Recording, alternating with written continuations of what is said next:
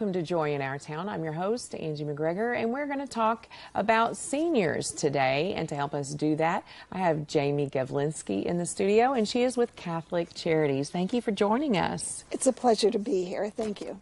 Well, I know that your folks are out there doing a great work helping seniors with their day-to-day needs, getting around town. Why don't you tell us what Catholic Charities is all about? Catholic Charities of East Tennessee was incorporated back in 1989, and it was a number of agencies that were joined together once the Diocese of Knoxville was created. And in town locally, our office serves many purposes. We have a housing counselor who not only has counseling for seniors before they take out a reverse mortgage, she also runs a SMART program, which it's sound money, and what it does is teaches people to be better renters. And she works with the landlords in the community, and the landlords are happy to work with people who might have had credit rating issues, but by learning about budgeting, learning about their rights as a tenant, learning how to be a good neighbor, makes them a better renter, and so more people are willing to work with people that might have not been able to rent. We have a licensed therapist, and she charges a fee. It's on a sliding scale basis to help the low income. And then we have Interfaith Senior Services, and that is a special program for seniors who either live in a community not served by CARTA's Caravan, which could be Red Bank, Soddy Daisy, or East Ridge, or maybe no longer is capable of physically getting to the caravan and back on their own. And we offer what we call escorted transportation to medical appointments. Our volunteer drivers come and pick you up, take you to your appointment, stay with you. If you need a little help filling out the many medical forms, they'll assist you with that. And then when your appointment is over and you're ready to go home, they'll check, do you need to stop at the pharmacy today? Do you need to take a minute and go to the bank? Do you need a few groceries? They try to accommodate that. So this is all encompassing, and then they return the senior to their home safe and sound.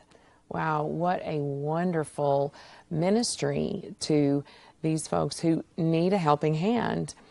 I think that it is really great that you're helping them to get to those things that they need to do to be healthy and to strong. And I'm sure they get a lot of interaction during the day. Can you talk about that? Well, we feel just that ride in the car with that volunteer is an opportunity for them to communicate. And sometimes going out to the doctor visits might be their only time to get out of their home that month, that week. So we feel that the time they spend chatting with our volunteers, also when you're sitting and you never know how long you'll be in the doctor's waiting room, that's also another time just for some social interaction. Jamie, what is your position at Catholic Charities? I am the case coordinator. What does that mean? And for me, it has varied. I've been in this position for 18 months, and at first I did a lot of the driving, which was wonderful because I got to know all of the clients in my caseload. And now, as I have been out recruiting additional volunteer drivers, it allows me to spend time doing other things, such as case management for the seniors. Sometimes they might need assistance with the SNAP program, which is what they now call food stamps. And maybe there's a form they need help with to get a reduction in utilities. So anyone that's in our program, if they have greater needs, we try to assist them. Some of our clients do have family members that help them, but maybe the family members aren't able to take off from work and transport them to medical appointments. So some people only need transportation. Other clients are in need of actual case management, and we're there to assist them when possible. Mm-hmm. Do you find that there is an increase in the need for your program? Because, you know, we hear a lot about baby boomers as they're aging and that population, you know, becoming having more needs in the medical field and all. Do you see a need for transportation and the services that you provide increasing? Very much so. When I started 18 months ago, I did have a waiting list of people wanting to come into the program, but I have seen the list really grow. It breaks my heart that I have to tell people, about 8 to 10 people a month that want to get on our waiting list, that it could be 1 to 2 years before I can help them, which is why I'm really trying to get out there and find additional volunteer drivers. Currently, I would say I have 70 to 75 people on the waiting list. Wow. That is, I know it's troubling for you to have to turn people away. So let's talk about, as a nonprofit, I know, usually nonprofits have smaller staffs and lots of volunteers. So all your drivers are volunteers. Yes. Talk about how a person qualifies and what kind of person you're looking for, what kind of skills they need to have. Do they need to have a perfect driving record? All those things. First of all, I'm looking for someone who's compassionate, cheerful, and definitely patient, since you will be sitting in a waiting room. Other than that, I'm looking for a person who's willing to dedicate 2 visits a month to take someone. And we estimate that each visit could take 3 to 4 hours. And that's from picking up the client until you return them home. So given that, twice a month, you're always welcome to volunteer more should you like to, but we ask a minimum commitment of 2 visits a month. From there, yes, we would like you to have a rather good driving record, and we do ask you to have certain limits on the liability of your car insurance. Our program is set up that your personal car insurance is the primary insurance, and then we have additional liability insurance should you have the misfortune to be in an accident. Knock on wood, in my time there, none of our volunteers have had any types of problems of that nature. And so I'm thinking, because they're volunteering for a nonprofit, any of their mileage and those things, are those tax deductible for your volunteers? I would have them check with their accountant, but it probably would be for the miles they put in.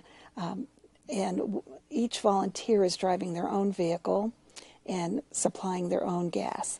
So this ministry does ask a lot of them, but in talking to all the new volunteers and the one that was with me before I came into the program, the way they refer, it is almost a gift to them to have had the pleasure of meeting and being with these seniors.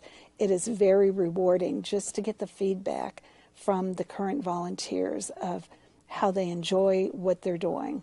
Yeah, when you have issues going on in your own life, one of the greatest ways to get out of thinking about yourself is to actually help someone else, right? Absolutely. So there's a personal benefit for yourself to do something kind for another person, and it really is a ministry. Well, and from things I have read, it keeps coming up that people live longer, healthier lives by volunteering. So my goal is to find the right person out there that is compassionate and cheerful and has a little bit of patience and is willing to just learn to connect with a stranger. And I purposely try to assign the same driver to the same 2 people, depending on the client's needs, so that they have the opportunity to build a relationship. I think that's wonderful. They get comfortable with the person who's going to be taking them back and forth, and it's, they learn the ropes with each other and with the doctors, and that's really great. That relationship building is so important.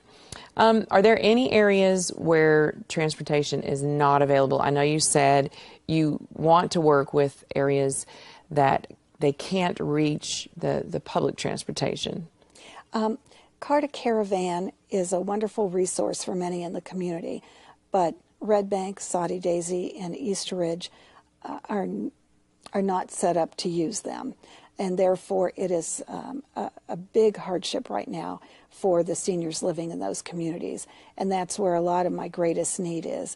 But I have wonderful volunteers who live in other areas and don't mind driving to those locations, because in many cases, once they pick up the senior, you're headed to a certain generalized area where you'll find, medical buildings. Yeah. So, but I do try to assign a driver to someone who's reasonably close to where they live when humanly possible. Absolutely. And 2 days a month, that's not too big of a commitment, something No. to look forward to in your month.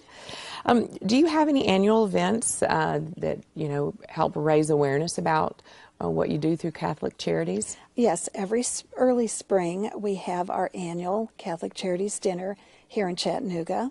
And then in late spring we have a fun golf outing. Any type of golfer, you don't have to be, a real pro. And then every November, the men and women come together and we do a big bake sale. And we have a chocolate fudge pie that is to die for. Uh-oh. Now you're going to make my stomach growl, making me hungry. So the people who are watching us today and they think, I might like to learn more about that. I might like to explore volunteering. What is the process for them?